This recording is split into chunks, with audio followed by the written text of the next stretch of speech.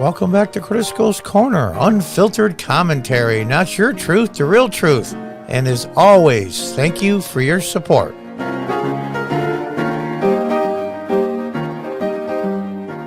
Good morning, everyone, and welcome to Sweet Home. I'm Nina, and I'm your host for today. We've got a great show with you. I know you're going to recognize, or at least a lot of you are going to recognize our guest. I hope you're all doing great, and I hope you are really going to enjoy the guest we've got this morning. His name is John Cordisco. Let's bring him in right now. Hi, Nina. How are you? Good morning, John. I'm doing pretty good. How are you doing? A little rainy here in upstate New York, which is good for my allergies. It helps bring them down. Oh, well, good. I'm glad to hear that. So, John, have you grown up in upstate New York? Yes, I have. It's in Binghamton, New York, which is upstate, which is, if you look at a map and see Syracuse in the center and Scranton in the middle of Pennsylvania, I'm right in the middle, right above the PA border, about 10 miles north of the Pennsylvania border. Wow. Wow. Like I said earlier, very beautiful. Oh, it's gorgeous up here. Unfortunately, we're attached to New York City. That's our only problem. But hometown of Rod Serling from the Twilight Zone. He was born and grew up here. Really? Yeah, I met him a few times. He's a cool guy. Wow. Yeah, he was a cool guy. I met him when I was in high school a couple of times. Wow. We went to the same high school. Did you really? So was he in the same grade as you, or? Oh no, he's quite a bit older than me. So he'd probably be in his 90s if he was alive now. I'm 65, so. Oh, there you go. Yeah, he fought. I'm 65 too. He fought in the war, I think. So he's a little bit older than me. Excuse me. But he's a cool guy. I was about 5 foot. That sounds a little bit like he could have been a teacher at your high school while you were there. He was about 5 foot nothing and chain smoked all day. Oh, wow. Yeah. Wow. He seems so much bigger to everybody on TV. Maybe that's because he's standing by himself. I doubt if he probably just made the height requirement to get in the military. He's a short guy. Wow. That's amazing. So where do you think he got all those ideas? Oh, gosh, he just one of those, sometimes you have him. He did a lot of plays, I guess, when he was a kid. I've seen some biographies and talked to him, and his parents encouraged him to do so. Like he put on plays as a little kid, and he had the neighborhood kids and stuff. So he had that bug from the beginning, but it's just interesting where these ideas and people come from. They come from everybody, everyday life. I mean, I'm just wondering if there's something going on in Binghamton, that maybe gave him all those. I wish we would have a lot of fans. There's a couple of famous people from here, but in fact, remember the TV show Ellery Queen? Yes. The guy that played Ellery Queen is from Binghamton as well. Oh. Everybody's from here. Everybody, when they grow up, they all leave. So everybody's a former Binghamtonian. But it's just interesting. But you're still there, John. There's got to be a reason you're still there. No, somebody's got to keep the lights on, I mean, there used to be a billboard years ago. I was a city councilman in the early 2000s, so I know a little bit about the city. And somebody put up a billboard once back, I think it was in the 80s or 90s. Well, the last person to leave Binghamton, please turn out the light, because we were a manufacturing hub. Oh. So this NAFTA thing just killed us. Yeah. Endicott Johnson was from here. In fact, downtown Binghamton was a company called Bundy Time Corporation. Ever hear of them? Well, they moved about 10 miles outside of Binghamton. They became IBM. My father was an IBM. IBM was founded in Binghamton. Really? And we had GAF. I did not know they were the precursor to IBM. In fact, we had a company called ABC Ice Cream Company that moved south towards Alabama because the labor was cheaper back in the 20s and 30s. And they changed their name to Seal Test. So they were started here. Oh, now I remember Seal Test. Yeah, there was a I'm old enough to remember Seal Test. Yeah, unfortunately we are. But there's another company called, I think it was the ABC Washing Machine Company that went down south for the cheaper labor as well. And they changed their name to Whirlpool. So there's a lot of companies that were founded here that end up leaving. Mm-hmm. So this was a valley of opportunity, they used to call it. It was Susquehanna and the Shenango Rivers meet right at Binghamton. Yeah. Well, it is a beautiful, Oh, it's beautiful area. I gorgeous. can understand why a lot of people want to keep calling that Oh, it's home. gorgeous. Absolutely gorgeous. But home is home, you know? Yeah, And yeah. it's So have you always been a YouTube star? I'm not a star, but I had a YouTube channel since about 2013 or 14. See, I used to run Really? I was a tournament director. I used to run chess tournaments out of the back of my store.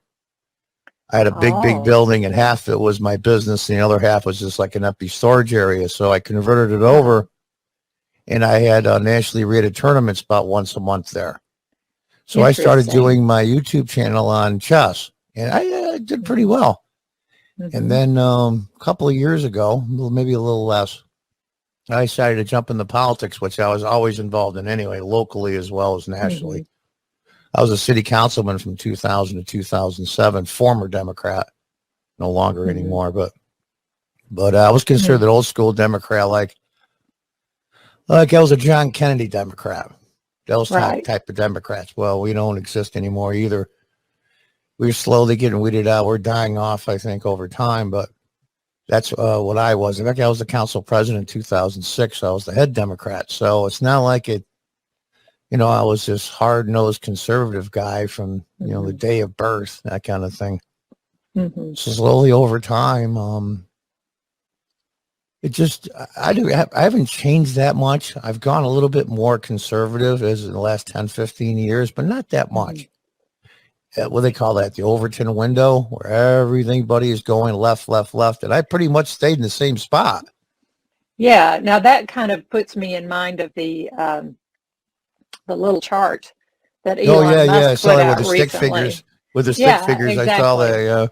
I love So Elon Musk. He's a little weird, but I'll tell you, he's a great troll. He's awesome. yeah, he is. He really is. So would you say that was kind of how it was for you that, as they went further left, the center moved further left too, Right. which left you on the Which, right side? yeah, and then I stood around and looked around like we're all my Democrats. In fact, Yeah. there was a big split. It's weird. In upstate New York, I don't know if people ever scientifically track this, but trends in politics seem to happen up here first. Hmm. What I say is that my city's about 45,000 and change. And a progressive mayor won in the three-way race. He got like 41%. Mm-hmm.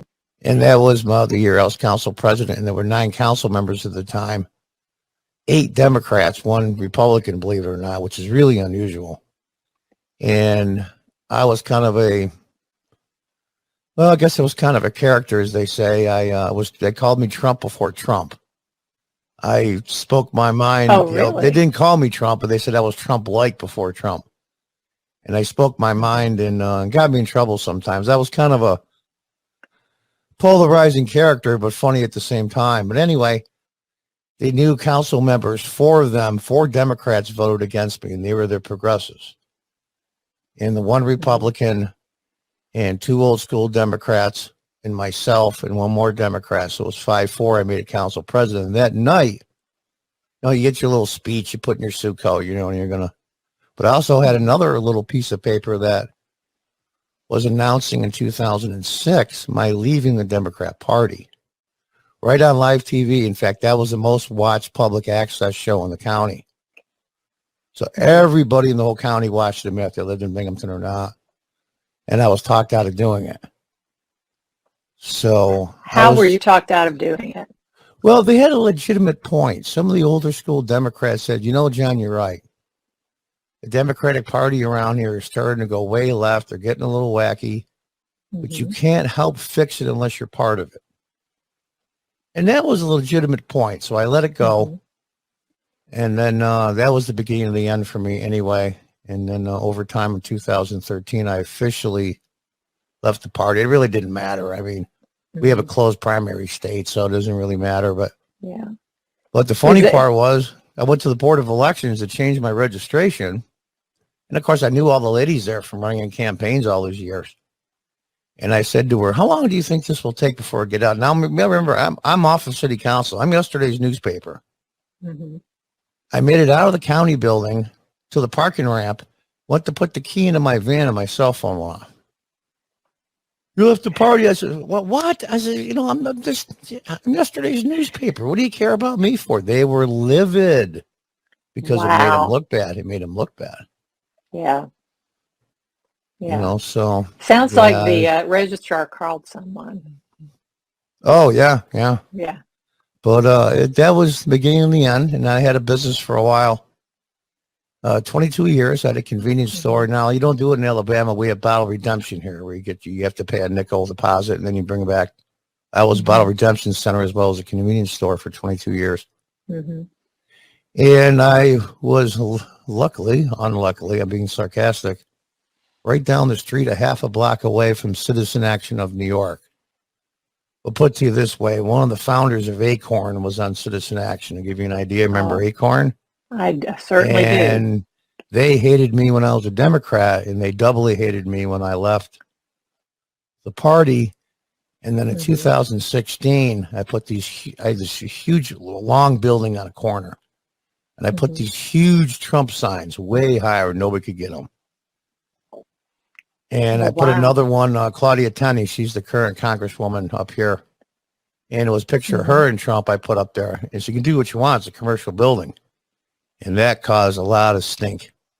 And they boycotted my store and basically ran into the ground. I had to sell out last spring. COVID was the final blow.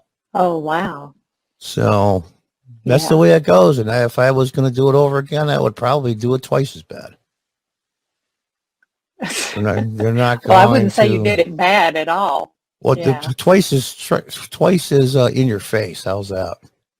And, people come to my store, and it was a place where, like the old barbershops in the old days, you would talk politics. We had a lot of older residents, and unfortunately, over time, they passed away. But there used to be a lot of controversial things going on. That's why, if anybody that watches my YouTube channel, at the beginning, I have this little picture. It's an old saloon from 1900. And what I did was I took my face. It's that old, like, sepia color, like the brown color. And I put myself behind the bar, like the bartender, with my arms crossed, like you come in here and talk politics. And that's what I use for my logo. And I use ragtime music in the background. Cool. Yeah, I use ragtime music in the background for it. It's that's definitely me. I was born in the wrong period. That sounds fun. But I'm not so shy. Tell me why. Yeah, well, that's what I was about to ask you. Is that part of your personality? Oh, always. Do you see a definite need? Always. Even when I was young and I was a liberal, that was part of my personality. It's just the way it is. Some people are like that. Some aren't. Some are quiet. Some are shy. Some are, it's like, God had made us all different. So, but he spent a little extra time putting in the pain behind in me a little bit. So, and that's good. That's good. It's cuts both ways, but I wouldn't have it any other way. Yeah. Well, it sounds like you like stirring the pot a little bit. Well, I like stirring the pot. Or maybe a lot. I won't call it taking satisfaction and showing somebody that they think the world is flat and they're really foolish and idiotic. I take pride in the fact that I'm changing hearts and minds now. I'm being very, very shadow banned badly on YouTube. And but if I can change 5 people, that's 5 times more than I had when I started. So I'm not going to give up. Good point. I think that's what I was thinking when I started the channel. Yeah. I mean, this week alone, oh my gosh, it's like one week after another, after another, after another. I mean, this never stops. It's crazy what's going on. It's yeah. Well, I know there's so much in the news happening, and things are happening so rapidly. So, for instance, like the Supreme Court, leak. No, here's the crazy part. They're absolutely right. Roe v. Wade was bad law. Take away your, what do you think of abortion in general? Whether it's evil, whether it's okay, or somewhere in the middle. This has nothing to do with any of that. Right. I mean, you can hold up those movies of Nicolas Cage where you hold up the Constitution to the light and put lemon juice on it, whatever. You can look all over the Constitution, and there's no right to have an abortion in it, period. Right. Even implied, even from the smartest lawyer couldn't. Right. And it's never been challenged because I think the court didn't have the guts. People don't realize that it takes 4 Supreme Court justices to hear a case, not 5. Mm-hmm. And all the lower court rulings concerning abortion over the years, the court won't hear the case. So which means that whatever that decision was stands. And finally we got a Supreme Court with 4 justices that had the courage. And you can guess who the 4 are.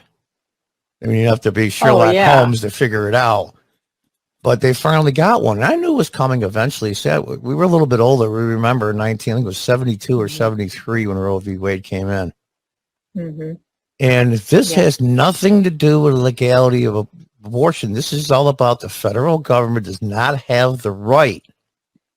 It's a states' rights issue.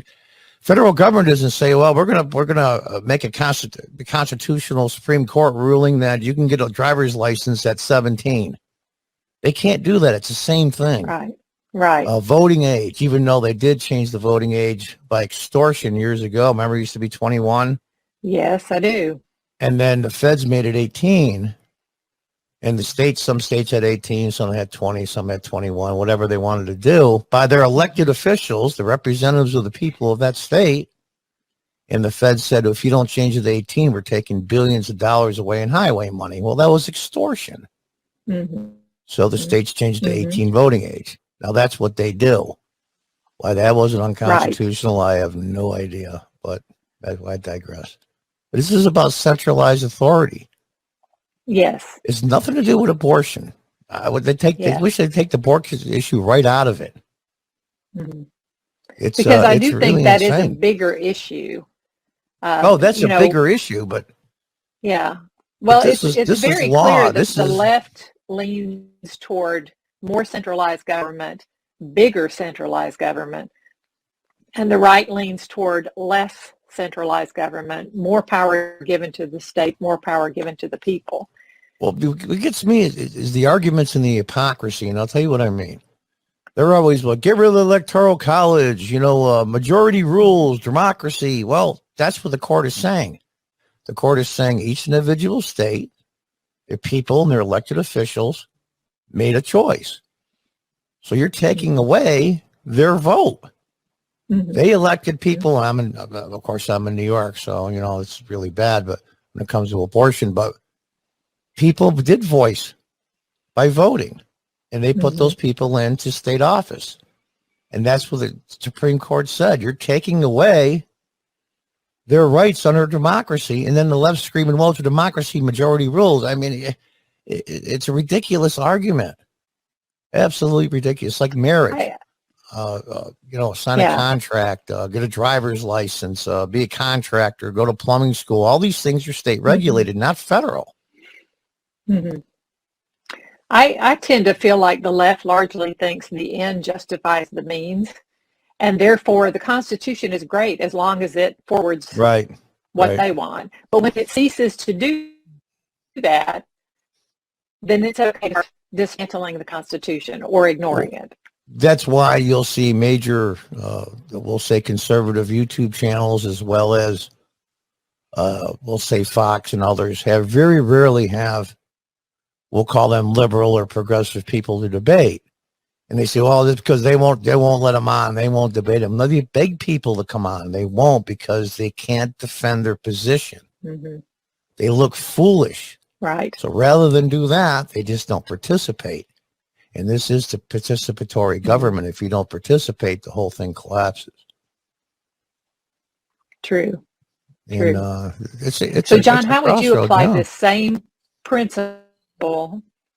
How would you apply this same principle to the issue of voting rights across the country? Well, debated question. Well, no, it's okay. There is federal regulation and oversight. I have no problem with that. If they have a poll tax again and say people of a certain race and color have to be 30 instead of 18 and all that, the federal government should step in. Mm-hmm. Each state has their own rights specifically spelled out in the Constitution about rights for voting in each state. In fact, before 1920, when they passed the amendment to allow women to vote, there were tons of states that had women voting before that. They're doing women congressmen. Well, how'd they get there? You know, I think there was one governor, if I'm not mistaken, out west somewhere. But what I mean is states have always had this right.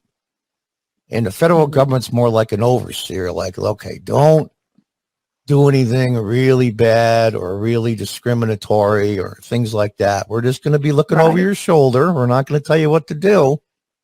But when you go too far, we're going to rein you in. And that was the setup for a couple of centuries. Right.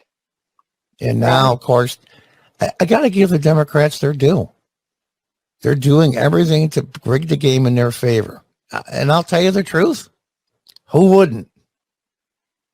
I mean, I would like to run. I ran a lot of local elections. I would like to have it so that I could change the rules, finagle the rules around, and make me win every time. I'd be happy with that. I'd be fine with that. But it degrades the system. I was going to say, I mean, I think everybody deep down inside would love to be able to fix things where it all goes a certain direction. But the question is, would you?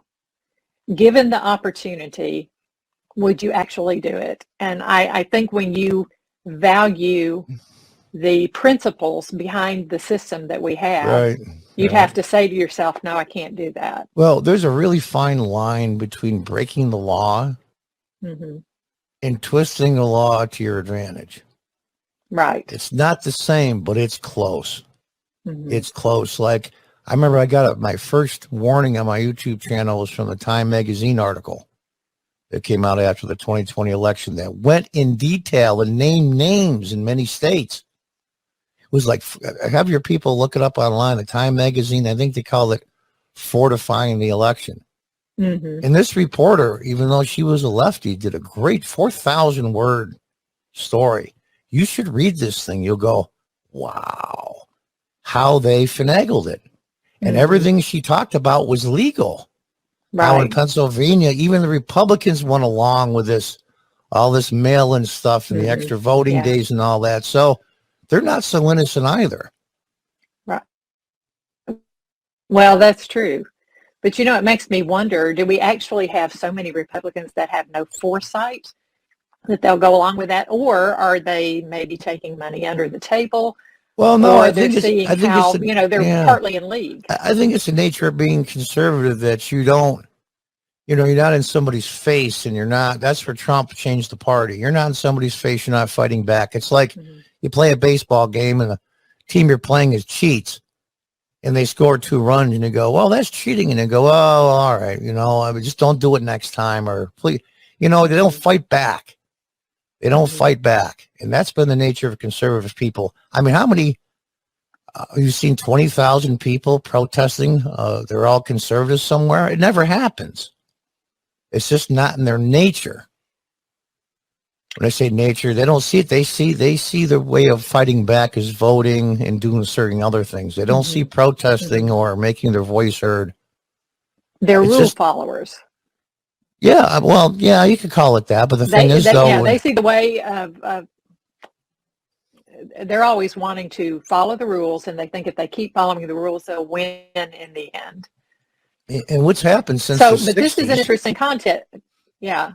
So what do you say to the people who would argue that when these other people are, you know, maybe what they're doing is legal, but it's dirty nonetheless, and they're winning because of that. They're basically cheating and they're winning because of that.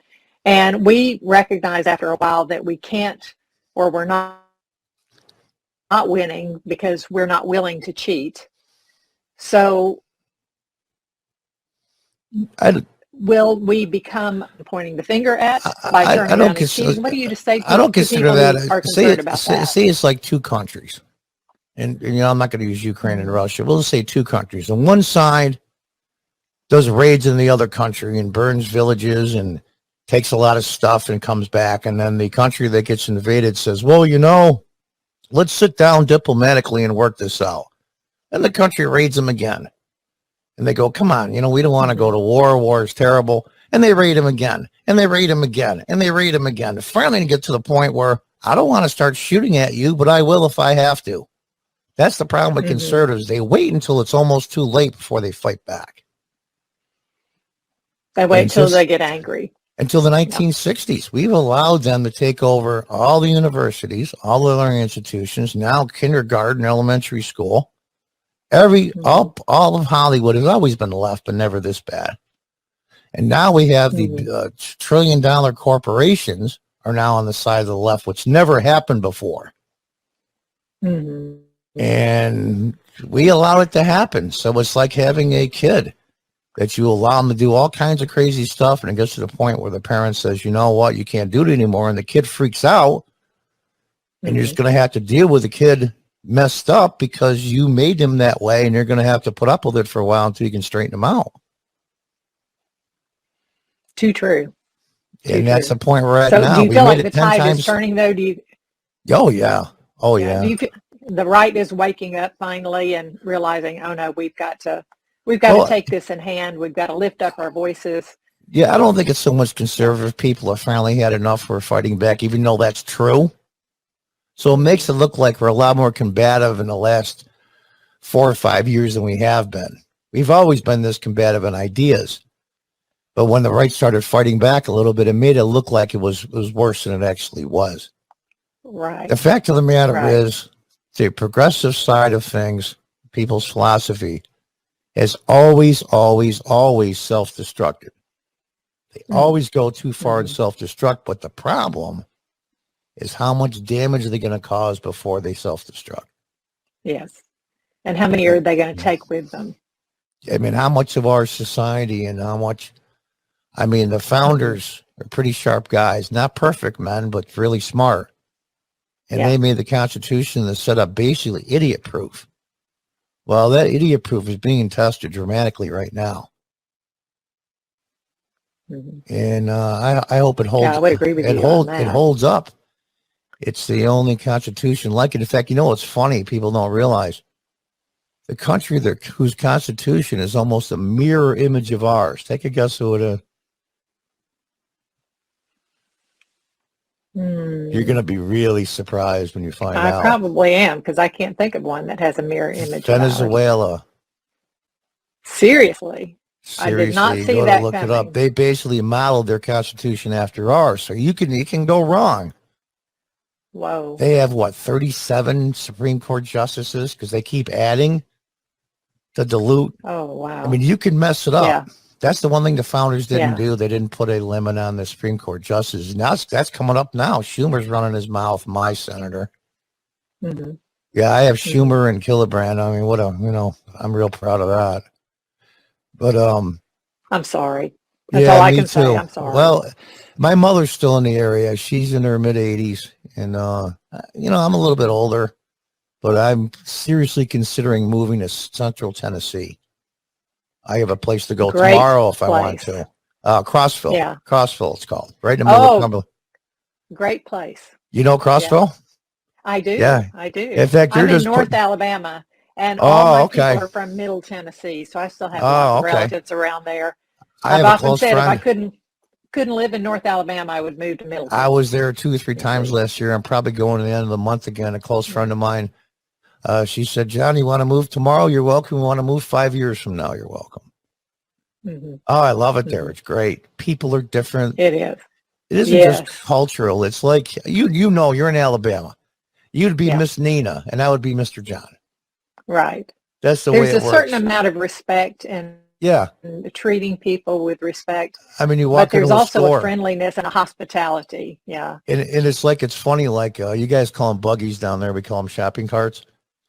And you leave your shopping cart or buggy in the parking lot, the guy will go, hey, bring that back. What's the matter with you? I mean, it's really, really different culture. It's, what did the one guy say? You start breaking the rules down there, or take away your Southern card. It's funny. It's, everything's yes, ma'am, no, ma'am, yes, sir, no, sir. In fact, kids used to come in my store, these younger black men who used to come up from the South, their families. And a young black man would say to me, oh, yes, sir, no, sir. I says, we're from the South. Who's your family from? He go, how'd you know? I go, because you say yes, sir, no, sir. He said, oh, my grandma brought me up. If I didn't say yes, sir, or no, sir, she'd cuff me in the back of the head. Yeah, that's right. So it's different. It's I'm not going to say it's what America used to be, but pretty close. and they're doing really well down there. Tennessee is creeping up slowly over time in the top 50 states. You see on all the different things. So we're running out of time, right? Yeah, we are. Okay, I just wanted to do one. I had to go check. That's okay. I saw you look there. I just wanted to say, please, everybody, follow both of our channels. You see the name of my channel, John Curtis Go, Curtis Goes Corner. To really bring the algorithm up, I've learned some tricks. If you give a thumbs up and leave a comment, even if it's say hi, it brings up your video a lot in the algorithm. So let us hear from you. It doesn't cost you a dime. Yeah. You know, if you want to subscribe, that's fine too, but just thumbs up and a comment will bring all of our videos to the top. That'd be awesome. And my channel is Southern Digest. I'd love to see you over there. And John, I'd love to have you back. I have a feeling there's so much more to discuss. Oh gosh, yes, and there really is. I think you still have a lot to say. Oh yeah. I'm about as subtle as a train wreck, but when I feel strongly about something, I make sure that I'm right before I push it. I feel the same way. And do your research. Do your homework. It's not that hard. It's really not that hard. Right. Well, come on down to Middle Tennessee. We'd love to have you. Yeah, maybe I'll give you an email when I go to Crossville. It might be the end of this month, around the 16th, 18th. I'm going to go to a chess tournament in Crossville because the U.S. Chess Federation used to be in Crossville. They moved. Yeah.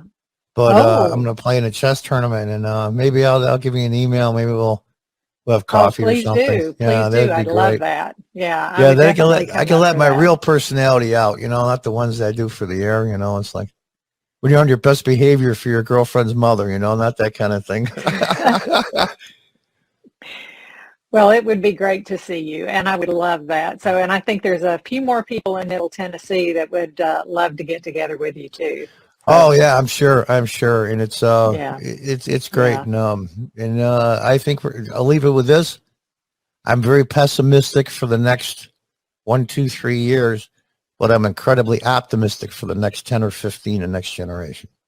Amen. I love that. Yeah, and it takes me 2 weeks. It takes me 2 weeks. Takes me 2 weeks to stop saying y'all when I come back. That'd be fine. Hey, just keep it in your language. It's a real word. Oh, sure it is. Sure it is. In fact, anybody that tells you the closest to the Old English language before the American Revolution is the Southern language. Well, John, thank you so much for being with us today. It has been great talking with you, and I can't wait for next time because I know there's so much more to talk about. So will you come back?